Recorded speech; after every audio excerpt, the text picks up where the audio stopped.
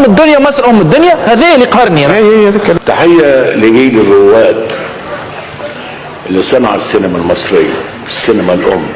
هو قال السينما المصرية أم السينما العربية، ونقول السينما التونسية بو السينما العربية. هو قال مصر أم الدنيا. عادل إمام محلاه قبل قال السينما المصرية أم السينما العربية، السينما التونسية بوها. نستعرف يا عادل إمام مصر أم الدنيا، تونس بوها. الله، مش ده بيحلق له الصبح؟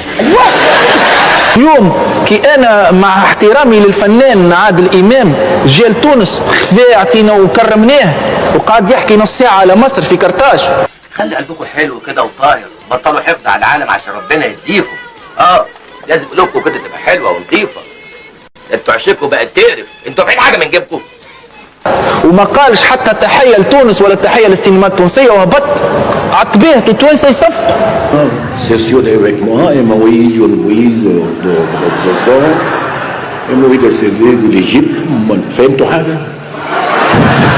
انا ما بعرفش افهم فرنساوي.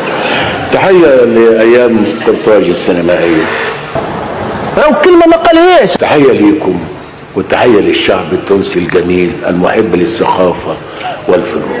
شكرا جزيلا. ما عندي حتى مشكله مع المسار، وما عندي حتى مشكله مع عادل امام. قديشني فخور اللي انا ممنوع من مصر، قديشني معلها، قديش كاني نجمة تعلقت لي هكا دو بلوس في كاريري اني انا ممنوع من مصر. انا ما عنديش الحق ندخل لمصر، ممنوع.